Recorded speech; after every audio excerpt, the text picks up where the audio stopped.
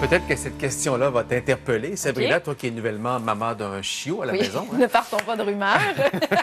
Sam Breton sera là ce matin, comme à tous les jeudis. Et Sam, ce matin, s'intéresse à votre chien ou à votre animal à la maison, à savoir s'il a un comportement bizarre.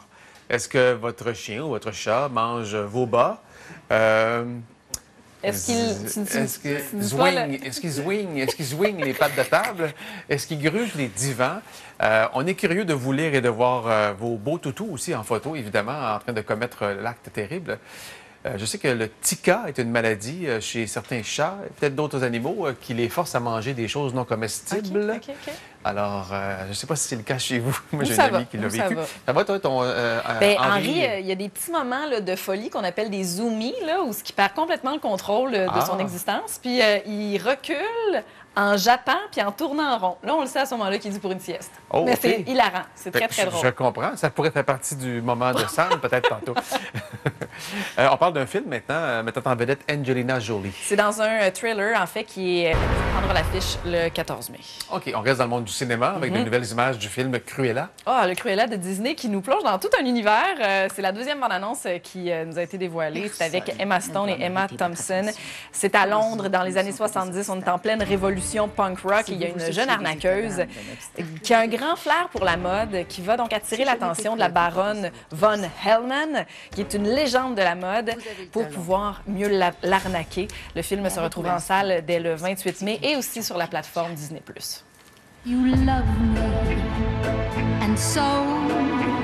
Auriez-vous du feu?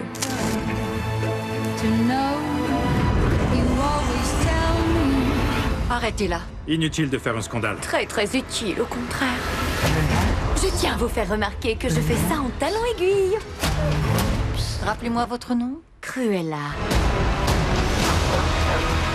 Elle a volé mes chiens. On nous montre vraiment un pan de l'histoire des 101 Dalmatiens en dessin animé que j'imaginais pas comme ça du tout. On la connaît toujours à sa tignasse noire et blanche, évidemment. Voilà. Maintenant, on va parler d'un vidéoclip de Yell. Qui reste un peu dans la mode quand même et dans la haute couture vidéoclip. Ça aurait marché, hein? Oui. DJino. DJJ. On prend les suggestions, là. Ouais. On prochain DJ set. C'est déjà tes disco DJ, Gino. Oui. J'animais le 5 à 8 disco à l'époque sur Radio Énergie. Il me semblait aussi que tu avais la fibre. Un petit quelque chose là-dessus. Juste pour vous dire qu'on a parlé plus tôt ce matin de cette triste nouvelle concernant Michel Louvain, qui a été hospitalisé d'urgence suite à un cancer de l'œsophage qui a été détecté. On va parler à un médecin spécialiste dans les prochaines minutes afin de mieux comprendre les impacts que ça peut avoir évidemment sur sa santé et sur sa vie. Mathieu, il reste dans le monde du cinéma, je pense. Il va nous parler du film Space Jam. Exactement! Ça sent bien. Hein? Oui. Hey, bonne nouvelle pour les amateurs d'Astérix et d'Obélix. Quelle magnifique nouvelle qui est sortie il y a quelques minutes à peine. On a dévoilé la distribution impressionnante d'acteurs et d'actrices qui vont donc participer au prochain film Astérix aux Jeux olympiques.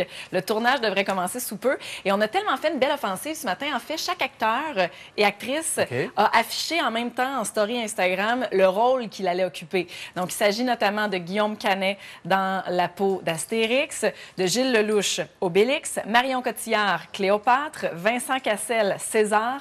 Il y a des dizaines d'autres noms aussi, dont Angèle, la jeune artiste française qui sera dans la peau de Falbala, Philippe Catherine, Assurance Tourix, Aurel San, Titanic.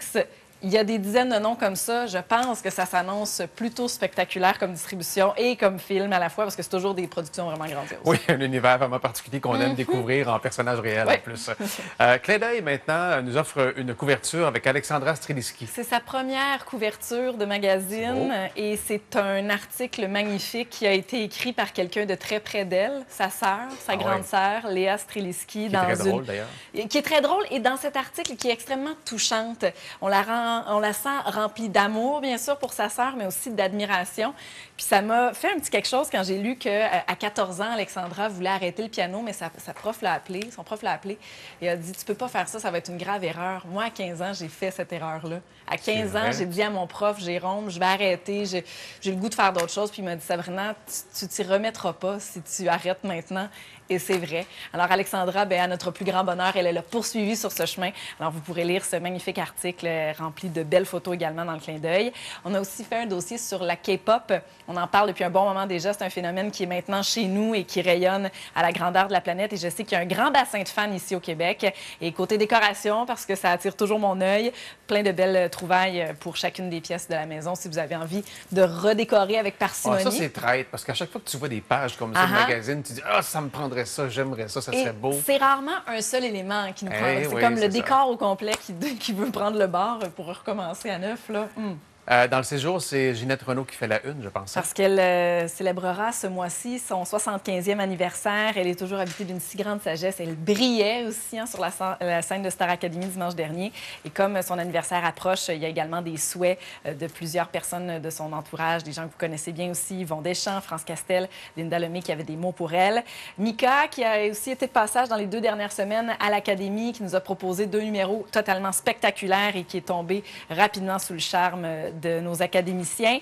Et des recettes printanières colorées. C'est frais. Il y a des salades d'endives et de pommes, salades de concombre, avocats et coriandre pour les fans. Moi, je suis pas mal sûre que sans coriandre, ça serait tout aussi bon. Alors, plein de recettes à vous mettre sous la dent. Bon, rêvons un peu ensemble avec un spécial chalet maintenant. Dans les idées de ma maison, puis c'est pas seulement le rêve, je trouve que c'est rempli de pertinence parce qu'il y a plusieurs personnes qui sont en train de se magasiner un chalet. C'est la folie présentement. On a besoin d'évasion. Et c'est un magazine qui est rempli de dossiers pertinents comme les vrais coûts. Oui, la vie de chalet, ça nous fait rêver, mais qu'est-ce que ça coûte réellement avoir un chalet? L'inspection, les taxes, l'installation, les frais à chaque année, les loisirs que vous allez pratiquer dans les alentours. Ce qu'il faut savoir aussi, d'où provient l'eau? C'est quoi les risques de la surenchère? Comment la connexion Internet, est-ce qu'elle est rapide? Parce que si vous avez envie d'aller faire du télétravail là-bas, est-ce que ce sera possible? Donc, des fois, on s'emballe dans le rêve, mais il faut aussi se ramener à la réalité. Oui, les coûts d'entretien aussi. Entretenir une deuxième résidence, c'est pas banal, ça. Exactement. Puis, bon, c'est sûr que si vous réalisez toutes ces étapes et que vous arrivez finalement à l'étape décoration, bien, vous avez plein d'idées